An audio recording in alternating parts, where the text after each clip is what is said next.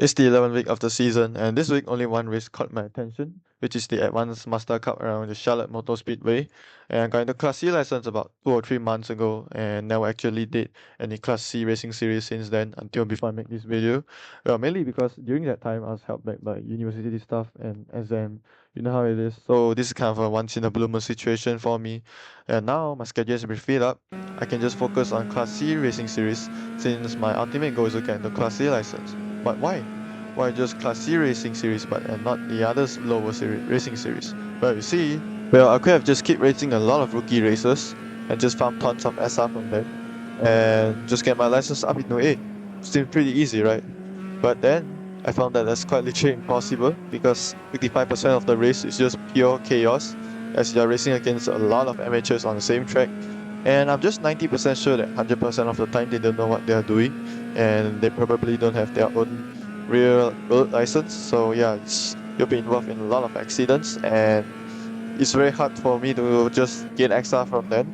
That takes up a lot of luck and I don't have that kind of luck, and so I turn my gears over to the MPR race, which in my case I have to do enough amount of C-class racing to get my license upgrade by the end of the season.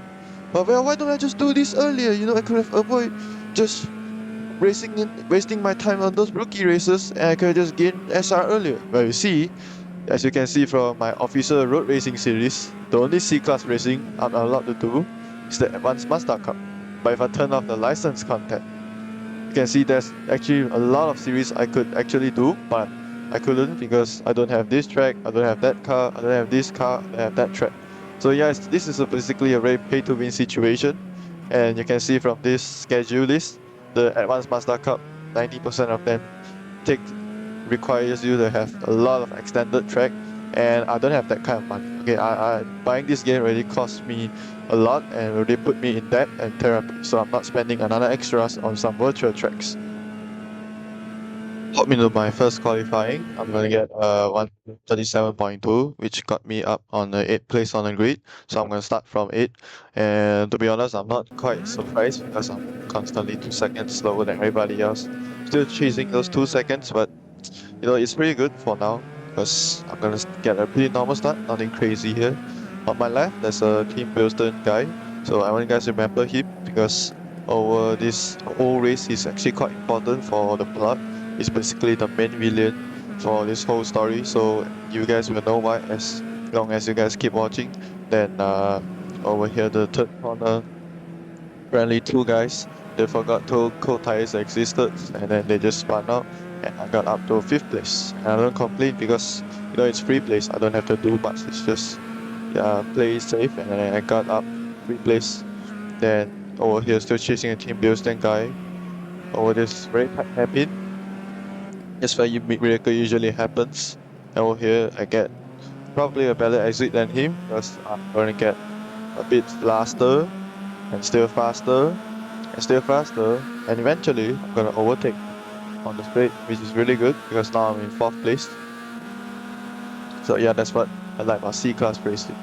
There's a lot of good fights without you realizing it. Then go out to this most stupidest corner in the whole track, in my opinion. Be really gentle because I don't want anything stupid to happen. Then I'm gonna get a little bit bump drop from the Team Bilston guys. That gives me a little bit of speed boost, and now I'm in 3rd place. So now chasing 2nd. The next corner, I know it's a pretty tight chicane, so if I want my 2nd place in here, I'm gonna go for a little bit risky move around here, and didn't quite get it. He has a much bigger balls than me, can't do anything about it, and I let him slip away. But that's okay because I just moved up from 8th to 3rd, so yeah, I should be happy for now. And honestly, it's pretty impressive. In one single lap, I got up into 3rd place. So impressive that even host behind us was scared of our performance. But the good news is, now I'm in 3rd place. But the bad news is, I have to hold on to this position for the next 26 minutes. Yeah, it's not so great, isn't it? But I shouldn't worry too much, as long as I make minimum mistake as I could and just focus on being consistent in each lap. I should be able to hold on to my position pretty well. But then, I remember, the best I can do on this track is 1 minute 36.8.9, while the others can do 1 minute 34, 35. and the overall lap time of me is just 1 minute 37. So basically I'm 2 seconds slower than the other people each lap. So there's gonna be a little bit pain in the wait. Is there a Hello Kitty? Oh no. Here she goes. No, no, no, you don't want to do this. Please trust me. You don't want to do this. No, no, no, no, no. Spare me. Spare me. Spare me. Go back to the farm. No, no. And I just got demoted. This is fun. Oh wait, no. But she just made a mistake. She just made a mistake. She just made a mistake. She just opened up a gap for me. Yeah, never mind. I'm not gonna go any. But that's okay. I'm just gonna just stick to her as close as I could and just try to find my opportunities around here. Because as they say, opportunities, never mind. She's pulling away from me. And the car behind me starts to get closer. I'm having fun. But never mind. The point is to have fun and to learn from your mistake and just apply for the future race. So yeah, there's no big deal about which position you are in. And holy crap, she made a mistake. Hello Kitty just made a mistake. And now I'm back to third. I'm back to third. Thank you, iRacing. Thank you, iRacing God. Thank you, Racing God. Whatever, whoever you are, thank you. I'm gonna spend a lot of money. I'm gonna spend my bank's account on all your tracks, all the car you got, and I'm gonna subscribe every year. I'll never miss a day of not playing this game, and then I'm gonna write a 5-star reviews on Yelp. I'm gonna call in my family, my friends, my relatives, whoever I know to play your game. Thank you, thank you. Wait, what's the car behind me? Getting so close. Oh no, it's getting closer and closer. It's getting no, no, no, and I'm back and forth. Okay, jokes aside, this is my first time actually see anybody did this. So instead of going for the slipstream like any normal guy would, this guy put his left tires on the flat surface and his right tires on the bank surface. And for some reason, he got faster and faster and eventually faster than me. So I don't know what kind of new meta is this. I figure he just got a better exit than mine. But there gotta be some better explanation for him to do that instead of going for a slipstream. Yeah, I don't know. I've never heard people talk about it. Then here comes the main villain of the whole race.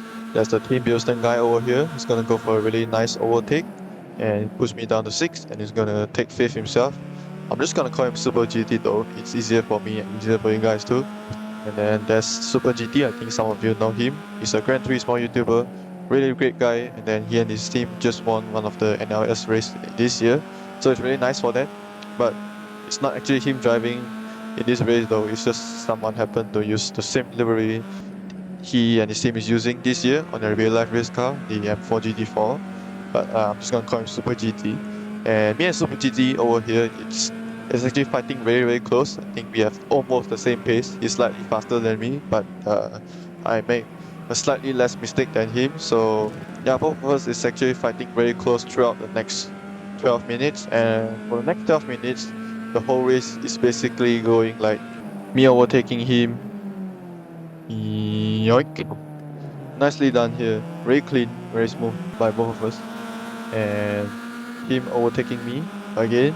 And I was dropped back down to 6th place. Have to be really patient though. Have to follow him as close as I could so that I could find chances of overtaking him again.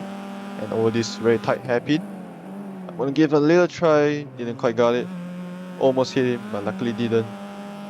And me overtook him again over here. Gonna go for the gap. Yoink. Don't mind if I do.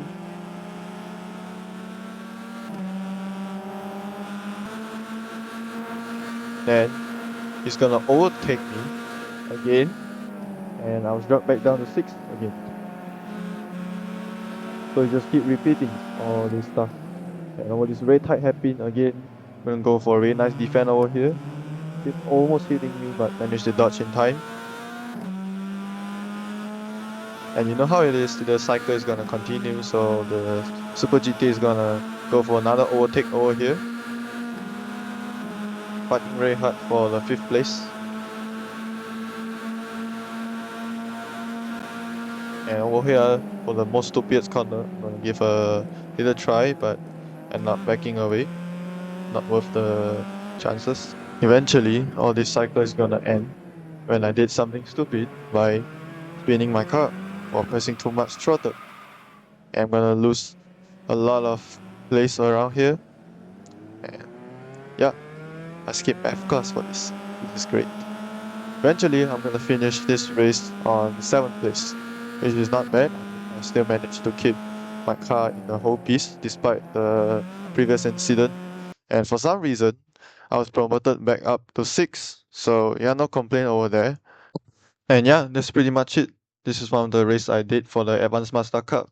There's still other race I did, but I'm too lazy for that. I don't want to spend another few days to edit another race just to show that I lose position. So yeah, hope you guys enjoy. See you guys next week. Bye.